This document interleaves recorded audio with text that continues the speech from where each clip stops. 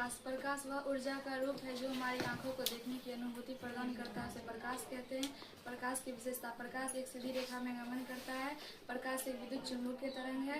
प्रकाश की प्रकृति अनुप्रस्थ होती है। हवा निर्वात में प्रकाश की चाल अधिक होती है।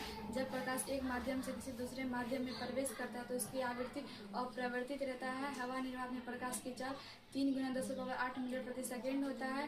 कांच में प्रकाश की चाल 2 × 10⁸ मीटर प्रति सेकेंड होता है।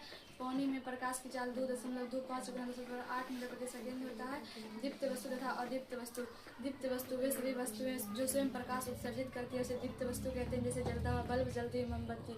अदीप्त वस्तु वे सभी वस्तुएं जो स्वयं प्रकाश उत्सर्जित नहीं करती है उसे अदीप्त वस्तु कहते हैं, जैसे चंद्रमा, पत्थर etc। उसके बाद प्रकाश की किरणें दीप्त वस्तु से प्रकाश निकलकर जिस रेखीय पथ पर गमन करता है उसे प्रकाश की किरणें कहते हैं। किरण पुंज या प्रकाश पुंज, किसी भी प्रकाश स्रोत से एक किरण नहीं बल्कि किरणों का एक समूह निकलता है। इन्हीं किरणों के समूह को किरण पुंज या प्रकाश पुंज कहते हैं। किरण पुंज मुख्यतः 3 प्रकार के होते हैं। समांतर किरण पुंज, वह किरण पुंज जिससे सभी किरणें सूर्य के समांतर होती है उसे समांतर किरण पुंज कहते हैं। संश्रित या अभिसारी किरण पुंज, वह किरण पुंज जिससे सभी किरणें भिन्न भिन्न दिशाओं से चलकर एक बिंदु पर मिलती है उसे संश्रित या अभिसारी किरण पुंज कहते हैं। अपसरित या अपसारी किरण पुंज, वह किरण पुंज जिससे सभी किरणें भिन्न भिन्न एक बिंदु से निकलकर भिन्न भिन्न दिशाओं में फैल जाती है उसे अपसारी या अपसरित किरण पुंज कहते हैं। पारदर्शी, अपारदर्शी तथा अल्प पारदर्शी। पारदर्शी वे सभी वस्तुएं जिनसे होकर प्रकाश पूर्ण रूप में आर पार निकल जाता है उसे पारदर्शी वस्तु कहते हैं, जैसे हवा, कांच, पानी। अपारदर्शी वे सभी वस्तु जिसमें होकर प्रकाश आर पार नहीं निकल पाता है उसे अपारदर्शी वस्तु कहते हैं, जैसे पत्थर, ईंट, किताब। अल्प पारदर्शी वे सभी वस्तुएं जिनसे होकर प्रकाश का कुछ भाग आर पार निकल पाता है उसे अल्प पारदर्शी वस्तु कहते हैं, जैसे कुहासा, घिसा हुआ कांच। उसके बाद प्रकाश का परावर्तन, प्रकाश किरणों का किसी चिकनी एवं चमकीली सतह से टकराकर वापस लौट गई घटना को प्रकाश का परावर्तन कहते हैं। प्रकाश के परावर्तन के नियम।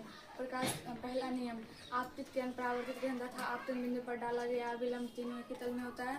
दूसरा नियम, आपतन कोण हमेशा परावर्तन कोण के बराबर होता है, कोण आई बराबर कोण आर। उसके बाद आपतित किरण, परावर्तक सतह पर पड़ने वाली किरण को आपतित किरण कहते हैं। परावर्तित किरण, परावर्तक सतह से टकराकर वापस लौट गई किरण को परावर्तित किरण कहते हैं। अभिलंब, आपतन बिंदु पर डाला गया लंब अभिलंब कहलाता है। आपतन बिंदु, परावर्तक सतह के जिस बिंदु पर किरणें आपतित होती है उसे आपतन बिंदु कहते हैं। आपतन कोण, आपतित किरण तथा अभिलंब के बीच बने कोण को आपतन कोण कहते हैं, इसे आई से सूचित करते हैं। परावर्तन कोण, परावर्तित किरण तथा अभिलंब के बीच बने कोण को परावर्तन कोण कहते हैं, इसे आर से सूचित करते हैं। परावर्तक सतह, प्रकाश जिस सतह से टकराकर पुनः अपने माध्यम में वापस लौट आता है उसे परावर्तक सतह कहते हैं। परावर्तक सतह की प्रकृति का आधार पर इसके 2 प्रकार होते हैं। नियमित परावर्तन, जब प्रकाश का परावर्तन चिकनी एवं चमकीली सतह पर होता है उसे नियमित परावर्तन कहते हैं।